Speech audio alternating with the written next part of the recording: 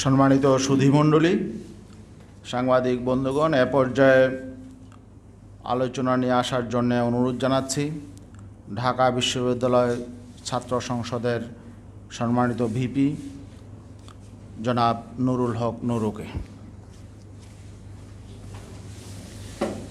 আউযুবিল্লাহি মিনাশ শাইতানির রাজিম। বিসমিল্লাহির রহমানির রহিম।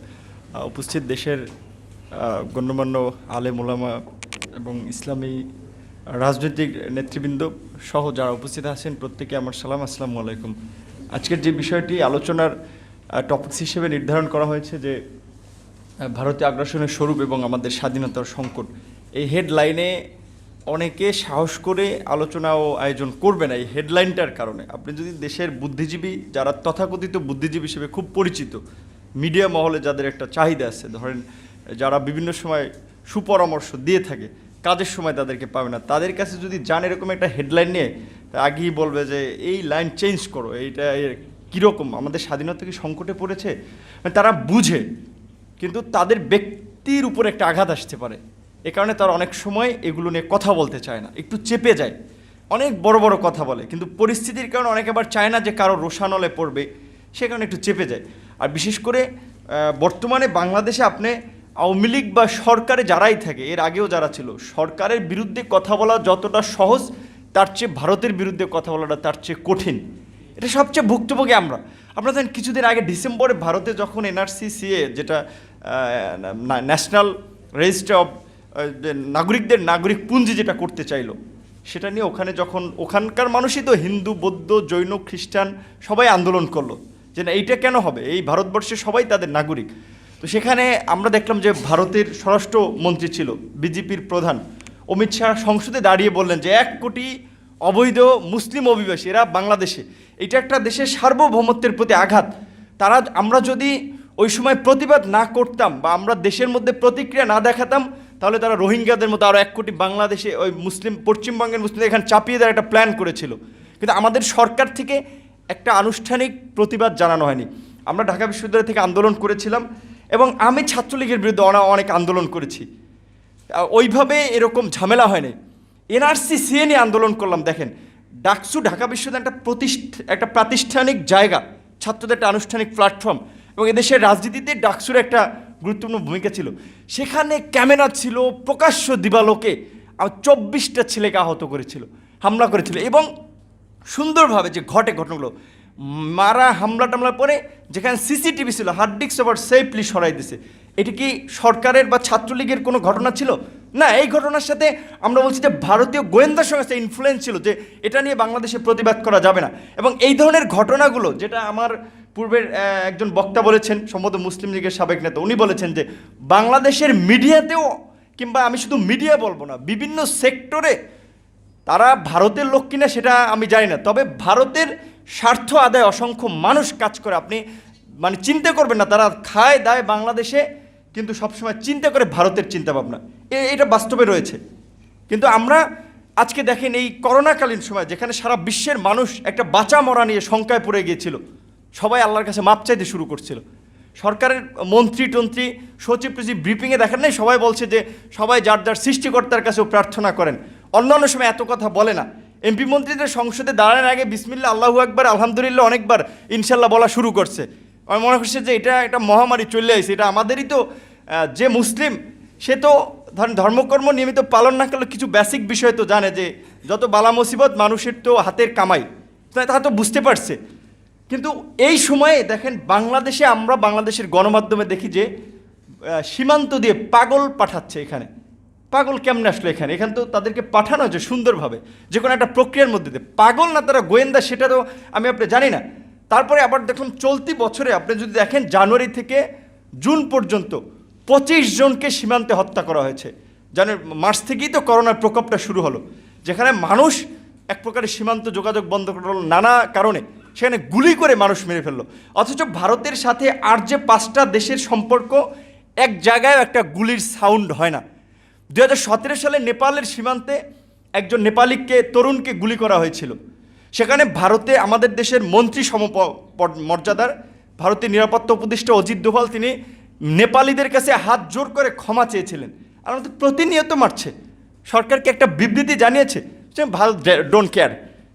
বাংলাদেশকে যেটা আপনি যদি দেখেন, ভারত বাংলাদেশকে মনে করে যে তাদের ইতিহাসের একটা পাদটিকা, যে আমাদের লং হিস্ট্রি লিখতে গেলে বাংলাদেশের নামটা আসবে, আমরা ওদেরকে সহযোগিতা করছি বা করতেছি, ওরা আমাদের নিয়ন্ত্রণে আছে। আমাদের বলতে গেলে যেমন রাজনৈতিক দলের যেমন অঙ্গ সহযোগী সংগঠন থাকে, এরা সেরকম একটা। আর মাঝে মাঝে তারা বাংলাদেশে যখন আপনারা এই ধরনের টপিকস নিয়ে আলোচনা করি, মাঝে মাঝে রাজপথে দাঁড়াই, তখন তারা একটা অস্বস্তিতে ভোগে। বাট এছাড়া কিন্তু বাংলাদেশকে তারা ওইভাবে গুরুত্ব দেয় না, কারণ জানে যে এখানকার ক্ষমতার নাটাই, প্রশাসনিক নাটাই, রাজনৈতিক নাটাই সব তাদের হাতে। আপনি চাইলে কিচ্ছু করতে পারবেন না। 1/11-এর সময় পরিস্থিতি দেখেছেন না? 1/11-এর যে সেনাপ্রধান জেনারেল মঈন আহমেদ একটা বই লিখেছে, ওই বইতে লিখেছে যে তারা যখন ক্ষমতা নেবে এখানকার, তিনি ভারতের প্রধানমন্ত্রী মনমোহন সিংকে বলেছিলেন যে এই পরিস্থিতিতে দেশে এরকম হবে, এখন আমরা আপনার সহযোগিতা চাই। তার সহযোগিতা চেয়েছিল, বিকজ তারা বুঝতে পেরেছিল যে তারা আর্মি যদি ক্ষমতায় নেয়, মিলিটারি পাওয়ারে আসে, বা যেহেতু রাজনৈতিক নাটাইটা তাদের হাতে, সুতরাং তাদেরকে লাগবে। তখন তার পজিটিভ একটা রিভিউ ছিল। ইভেন আপনার যে তত্ত্বাবধায়ক সরকার নিয়েও যে ওই সময়ে যে ধরেন তত্ত্বাবধায়ক সরকার ব্যবস্থা নিয়েও কারা গঠিত হবে, কি প্রক্রিয়া ফর্ম হবে, আমাদের সেখান তো 2008 সালের নির্বাচন তো আপনার জানেন, অস্কার ফার্নান্দেস তারানকো, জাতিসংঘের মহাসচিব, সহকারী মহাসচিব, নানান ব্যক্তিরা এসেছিল। লন্ডনের ইকোনমিস্ট পত্রিকায় ভারতের প্রভাব নিয়ে তত্ত্বাবধায়ক সরকার গঠনে বা তাদের একেবারে জড়িত হওয়া নিয়ে বেশ বিশ্লেষণধর্মী কয়েকটা রিপোর্ট প্রকাশ করেছিল। তার মানে যে ওই তত্ত্বাবধায়ক সরকার গঠন প্রক্রিয়ায় ভারতের সেখানে একেবারেই ডাইরেক্ট ইন্টারফেয়ার ছিল। আবার সেই তত্ত্বাবধায়ক সরকার ব্যবস্থা বাংলাদেশ, যেই আওয়ামী লীগ একসময় রাজপথে লড়াই করেছে বা সব দলগুলো, আবার আওয়ামী লীগ এসে কলমের খোঁচায় সেই তত্ত্বাবধায়ক সরকার ব্যবস্থা দূর করে দিল। যেহেতু ভারত তত্ত্বাবধায়ক সরকার ব্যবস্থায় সমর্থন ছিল, হয়তো রিমুভ করার পেছনেও তাদের একটা ইঙ্গিত ছিল যে তোমরা করো, আমরা আছি তোমাদের পিছনে। কারণ বাংলাদেশের কূটনৈতিক সম্পর্ক যদি দেখেন, সেখানে ভারতের সাথে 90-এর দশক সময়টা মোটামুটি একটু লিবারেল, একটু সক্রিয় কূটনৈতিক সম্পর্ক ছিল। বাট এর আগে যদি বঙ্গবন্ধু হত্যার পরে বা বঙ্গবন্ধুর স্বাধীনতার পরে, যেখানে একজন বক্তা বলেছিলেন না, বঙ্গবন্ধু প্রথম এয়ারপোর্টে নেমেই হাত মিলেন আগে বলেছিলেন তোমার সৈন্যদেরকে আমার দেশ থেকে কবে নেবা। কারণ বঙ্গবন্ধু বুঝতে পেরেছিলেন যে তার রাজনীতি তো 2 দিনের রাজনীতি না, এই অনেক আগে থেকে রাজনীতি করে তিনি বুঝতে পেরেছিলেন যে আমার দেশকে নিরাপদ করতে হলে, আমার দেশকে বিদেশি আধিপত্য মুক্ত করতে হবে, ভারতের সৈন্যরা যেহেতু দেশে ঢুকে পড়েছে তাদেরকে বের করে নিতে হবে। সেটা সাহসের সহিত বলেছিলেন বঙ্গবন্ধু। এবং ভারত আমাদের মুক্তিযুদ্ধে সহযোগিতা করেছিল, আমরা গ্রেটফুল, আমরা তাদের মঙ্গল কামনা করি সব সময়। কিন্তু তার মানে তো এই না যে তারা আমাদেরকে সীমান্তে মারবে, বর্ষার সময় ফারাক্কা ব্যারেজের গেট খুলে প্রতি বছর ডুবিয়ে মারবে, আর আমরা বলতে থাকবো ভারতের সাথে আমাদের রক্তের সম্পর্ক, ভারতের সাথে আমাদের রাখির বন্ধনের সম্পর্ক। এই কথা যারা বলে থাকেন, হয় তারা আহাম্মক, না হলে তারা ভারতের দালাল একেবারে, যারা এই কথা বলে থাকেন। আমরা তো বলছি যে আমরা ভারতের প্রতি কৃতজ্ঞ, তাদের মানুষের সাথে আমাদের মানুষের তো খুব বেশি বৈপরীত্য নাই, কিন্তু বৈপরীত্যটা হচ্ছে রাষ্ট্রীয় পর্যায় থেকে। কারণ তারা এখানকার রাজনীতিটাকে এমনভাবে প্রভাবিত করে যে ক্ষমতায় যাওয়ার ক্ষেত্রে দেখেন, এই যে সীমান্ত হত্যাকাণ্ড ঘটছে না, এটা কি স্বাভাবিক কোনো ঘটনা? একটা দেশের কয়টা রাজনৈতিক দল সেটা নিয়ে প্রতিবাদ করছে, বিভিন্ন বিষয়ে তো প্রতিবাদ করে। এনআরসি সিএ নিয়ে যখন বলা হলো 1 কোটি মুসলিমকে বাংলাদেশে পাঠিয়ে দেওয়া হবে, রাষ্ট্রীয় পর্যায় থেকে কয়টা দল প্রতিবাদ জানাইছে? কারণ কেউ চায় নাই যে দাদাবাবুরা যাতে অসন্তুষ্ট হোক। এরকম একটা ভারত তোষণের রাজনীতি এখানে চলছে দীর্ঘদিন ধরে। আর বঙ্গবন্ধু এবং আরেকজন বক্তা বলেছেন যে বঙ্গবন্ধু এবং জিয়া হত্যাকাণ্ডের পেছনে আমরা মনে করি এটি দেশীয় কোনো ঘটনা ছিল না, আন্তর্জাতিক একটা বিশাল চক্রান্ত ছিল, এবং সেখানে হতে পারে ভারতের ইনভলভমেন্টও থাকতে পারে। বিকজ আপনি যদি দেখেন, বাংলাদেশকে ভারত সহযোগিতা করছে 74 সালে, আবার ভারত চেয়েছিল যে বাংলাদেশকে ব্যবহার করবে, তারা যে পাকিস্তান থেকে ছুটাইয়া তারপরে তাদের স্বার্থে ব্যবহার করবে। 74 সালে যখন ওআইসি, ইসলামিক দেশগুলোর যে সংস্থা, 74-এ যখন ওখানে যাবেন, বঙ্গবন্ধু সিদ্ধান্ত নেন, ইন্দিরা গান্ধী কিন্তু বঙ্গবন্ধুকে মানে তার মেসেজ পাঠিয়ে না যাওয়ার জন্য অনুরোধ করেছিলেন। বঙ্গবন্ধু কিন্তু গিয়েছিলেন, কারণ তিনি বুঝতেন এখানকার 90% মানুষ মুসলিম, সুতরাং আমি কেন মুসলমান দেশগুলোর সাথে একটা সহযোগিতার সম্পর্ক গড়ে তুলব না। তিনি কিন্তু গিয়েছিলেন। তারপর 74-এ স্থল সীমান্ত চুক্তি নিয়ে, পানি বন্টনের স্বল্পমেয়াদী চুক্তি নিয়ে ভারতের সাথে কিন্তু একটা অসন্তোষ তৈরি হয়েছিল।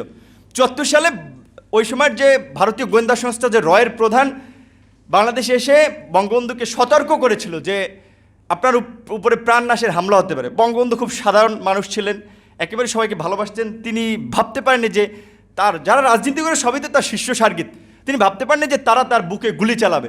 তিনি বলেছিলেন না, ওরা আমার ছেলের মতো, ওরা এই কাজ করবে না, যখন এটা করেছিলেন। অ্যান্ড কেউ কেউ বলে ভারতের সতর্ক করেছিল, যদি সতর্ক করে তাহলে তারা তার প্রিভেনশনে ব্যবস্থা নিবে যাতে বঙ্গবন্ধু হত্যাকাণ্ড না ঘটে। অনেকের ধারণা, রাজনৈতিক বিশ্লেষকদের, হয় তিনি বঙ্গবন্ধুকে একটা সতর্কতা করেছিলেন অথবা বঙ্গবন্ধুকে এক প্রকারের হুমকি দিয়েছিলেন যাতে বঙ্গবন্ধু ভারতের উপরে আবার ডিপেন্ডেবল হয়, যে আমাকে বাঁচাও, সেভ করার জন্য ভারতের সাহায্য চায়। সেটা তো বঙ্গবন্ধু তাদেরকে বলেন নাই যে না তোমরা আমাকে রক্ষা করো দলে, সেটা বঙ্গবন্ধু বলেন নাই, কারণ তার আস্থা ছিল যে তার দেশের জনগণ তার বুকে গুলি চালাবে না। তো সে কারণে অনেকের ধারণা যে সেই ঘটনায় ভারতেরও সংশ্লিষ্টতা থাকতে পারে। শুধু আমরা সেটা একটা আন্তর্জাতিক তদন্ত কমিটি করার মাধ্যমে জিয়াউর রহমান এবং বঙ্গবন্ধু হত্যাকাণ্ডের আমরা বিচার দাবি করি। বাংলাদেশের স্বাধীনতার সার্বভৌমত্বের স্বার্থে এটা প্রয়োজন, কারণ আজকে রাজনৈতিকভাবে একদল আরেকদলকে দোষারোপ করলে এর সমাধান হবে না। এবং জিয়াউর রহমান এবং বঙ্গবন্ধু দুজনই একেবারে দেশপ্রেমিক মানুষ ছিলেন। যখন ওই সময় ধরেন ৭৫-এর পরে যখন আওয়ামী লীগ ভারতের সাথে সম্পর্কটা একটু টানপোড়েন, তখন কিন্তু জিয়াউর রহমানের উদ্যোগে যে সার্ক গঠিত হয়েছিল, দক্ষিণ এশিয়ার আঞ্চলিক সহযোগী সংস্থা, সেখানে বাংলাদেশ একটা ভূমিকা পালন করেছিল। হয়তো ভারত তো সবসময় চেয়েছিল তাদের প্রতিদ্বন্দ্বী চিরশত্রু পাকিস্তান, চীন, তাদের সাথে একটা খারাপ সম্পর্ক রাখার জন্য। আমাদের তো সবার সাথেই সুসম্পর্ক দরকার, যেটা বঙ্গবন্ধু ওই সময় পররাষ্ট্র নীতি যে সময় ঠিক করেছিলেন যে কারোর সাথে বৈরিতা না, সকলের সাথে বন্ধুত্ব। কিন্তু সেটার বাস্তব চিত্র যেটা বলেছে আমরা বর্তমানে বঙ্গবন্ধু কন্যা মাননীয় প্রধানমন্ত্রীর কাছ থেকে দেখি না, বরঞ্চ তিনি যখন বাংলাদেশে প্রেস কনফারেন্সে করে বলে যে ভারতকে যা দিয়েছি তা সারা জীবন মনে রাখবে, সেটা জাতি হিসেবে আমাদেরকে খুব হতাশ করে। এবং আমাদের দেশের প্রধানমন্ত্রী যখন এই কথা বলে তখন আমাদেরকে ক্ষুব্ধ করে। আপনারা দেখেছেন যে কিছুদিন আগে যে পেজ নিয়ে যে একটা কাণ্ড হলো, আমরা তাদের পুজোর ইলিশ পাঠালাম এক জাহাজ, তারপরের দিনই তারা পেঁয়াজ দেওয়া বন্ধ করে দিল। আমাদের সরকারের একটা সামর্থ্য হয় না যে কেন তোমরা বন্ধ করছো, কারণ তোমাদের সাথে তোমার চুক্তি যেটা কন্টিনিউয়াসলি আসতে থাকবে, হঠাৎ করে তুমি বন্ধ করতে পারো, তুমি মেসেজ দিতে হবে আমাকে যে আমার আগামী মাস থেকে সংকট, সেটা তো তুমি দাওনি। অথচ এগুলো নিয়ে কিন্তু তারা যতই আপনারা প্রেস ক্লাবে বলি, ওইদিকে বলি, সরকার কোনো আমলে নিচ্ছে না। এখন হচ্ছে সরকারকে যদি আমলে নেওয়াতে চান এবং বাংলাদেশের যেটা বলছেন যে আজকে যে আমাদের আপনার আগ্রাসন যদি রুখতে চান এবং আমাদের যে স্বাধীনতার সংকটটা হচ্ছে স্বাধীনতার পর থেকে এখনও ভারত প্রত্যেকটা ক্ষেত্রে ইন্টারফেয়ার করে যাচ্ছে, তাদের বলয় তৈরি করে রেখে যাচ্ছে। বাংলাদেশকে যেটা বলছে যে সিকিমের মতো নিবে না, কিন্তু বাংলাদেশকে শোষণ করবে রাজনৈতিকভাবে, অর্থনৈতিকভাবে, এবং তাদের হাতের পুতুল বানিয়ে রাখতে যাবে। সুতরাং সেখান থেকে যদি মুক্ত করতে চান তাহলে আমাদের ইসলামিক, অন ইসলামিক কোনো মানুষ, শুধু বাংলাদেশের যারা দেশপ্রেমিক জনগণ, তাদের একটা ঐক্য ছাড়া এই অবস্থার থেকে উত্তরণে সম্ভব না। সেজন্য আজকে ইসলামী আন্দোলনের পক্ষ থেকে এই ধরনের উদ্যোগ নেওয়া হয়েছে। এখানে অনেক ইসলামিক দলের নেতৃবৃন্দ আছেন, আমি তাদের প্রতি ধন্যবাদ জানাই। যে আপনারা অনেকে বলে যে হুজুররা খালি মসজিদ কেন্দ্রিক রাজনীতি করে, তাবলিগ কেন্দ্রিক, শুধু আপনারা আজকে আন্তর্জাতিক প্রেক্ষাপটে বর্তমানে বাংলাদেশ খুবই একটা যেমন ট্রাম্প কার্ড বলতে আপনি যদি খেলতে পারেন আপনি জয়লাভ করবেন, আর যদি আমরা কারো খেলার পাত্র হই তাহলে আমাদের নিয়ে খেলবে, ফুটবলের মতো, যেটা যদি আমরা প্লেয়ার হই আমরা লাথি দিতে পারবো, আর যদি ফুটবল হই তাহলে আমাদের লাথি খাওয়া লাগবে। আজকে চীন যেভাবে বাণিজ্যিকভাবে বিশ্ব একটা রাইজিং শক্তি হচ্ছে, তারা চাচ্ছে যে বাংলাদেশে তাদের বিনিয়োগ করতে, বাংলাদেশকে হেল্প করতে, আবার ভারতও চাচ্ছে, আবার আমেরিকাও চাচ্ছে কৌশলগত কারণে যে আমাদের সাথে গুড রিলেশন তৈরি করতে। সুতরাং আমি কেন একটা দেশের উপরে ডিপেন্ডেবল হব? যেই তিস্তা চুক্তি এত বছরেও হয়নি, স্বাধীনতার 50 বছরে হয়নি, সেখানে চীন $100 কোটি তিস্তা ব্যারেজ প্রকল্পে সহায়তা করতে চাইছে। সুতরাং ভারত অখুশি হতে পারে, কিন্তু আমি কেন নিব না? তুমি তো আমাকে তিস্তা চুক্তি দিচ্ছ না।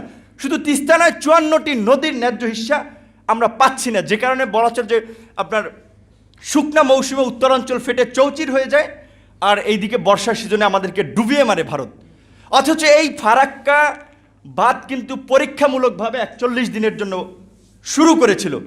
এবং আপনারা একটা কথা, যে মাওলানা ভাসানীকে এই দেশের অন্যতম একজন নেতা বলা, আগ্রাসন বিরোধী নেতা বলা হয়, কারণ তিনি ওই সময় একটা কথা বলেছিলেন যে আমরা দিল্লির গোলামি করার জন্য পিন্ডি থেকে মুক্তি হয়নি, অর্থাৎ যে পাকিস্তানের রাজধানী ছিল, যে সেই পাকিস্তানকে ইন্ডিকেট করে বলছে যে কারণ দিল্লির দিকে তখন এভাবে আমরা দিল্লির আগ্রাসনে পরিণত হচ্ছি।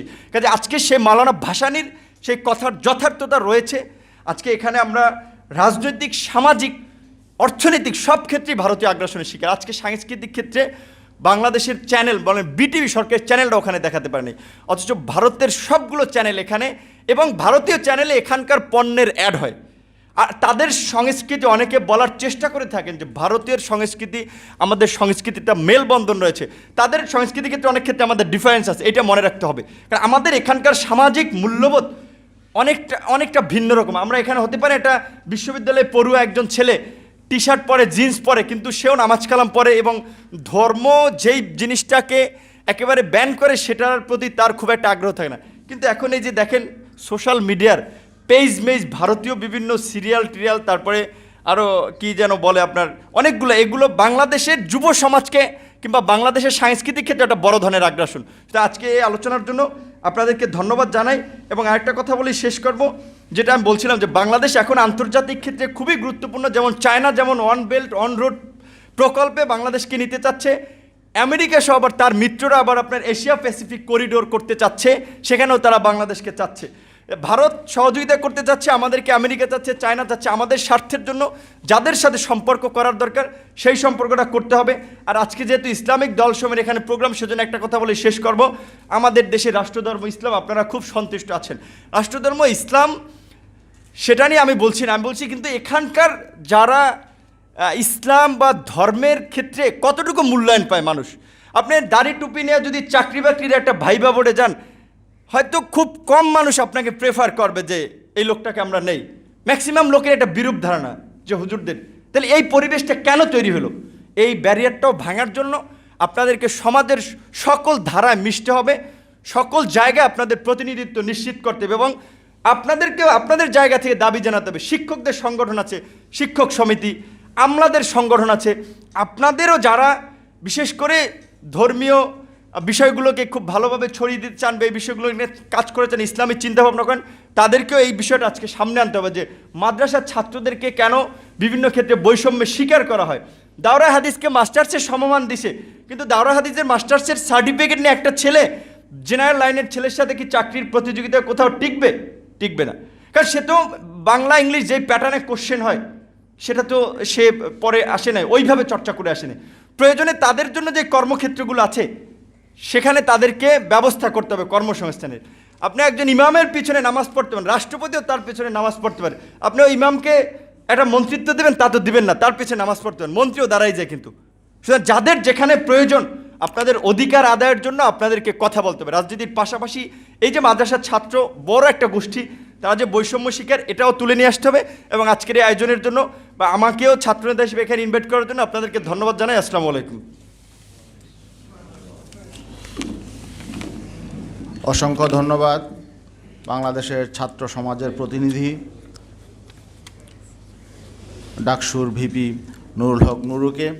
একটি বিষয়ে বলা প্রয়োজন, আসলে ভারতের যে কোনো আগ্রাসন, যে কোনো অন্যায়ের বিরুদ্ধে কিন্তু ইসলামী আন্দোলন বাংলাদেশ সবসময় রাজপথে অবতীর্ণ হয়েছিল। এনআরসির বিরুদ্ধে, টিপাইমুখ বাদের পরিকল্পনার বিরুদ্ধে কিন্তু ঐতিহাসিক লং মার্চ করেছিল ইসলামী আন্দোলন বাংলাদেশ। এনআরসি সিএ এর বিরুদ্ধে রাজপথে অবতীর্ণ হয়েছিল ইসলামী আন্দোলন বাংলাদেশ। ইভেন যখন বঙ্গবন্ধুর জন্ম শতবার্ষিকী উদযাপনের অনুষ্ঠানে নরেন্দ্র মোদীকে দাওয়াত করা হয়েছিল, সেটারও তীব্র প্রতিবাদে কিন্তু মাঠে ময়দানে অবতীর্ণ হয়েছিল ইসলামী আন্দোলন বাংলাদেশ। যাই হোক, ইসলামী আন্দোলন বাংলাদেশ কিন্তু এই মানে ভারত জুজুতে কোনো রাজনৈতিক কর্মসূচি থেকে নিবৃত থাকে না, বরং যেটা যখন বলা প্রয়োজন সেটা সাহসের সাথে বলার চেষ্টা করে, জনগণকে সচেতন করার চেষ্টা করে। আজকের এই সেমিনারও তারই একটা ধারাবাহিকতা।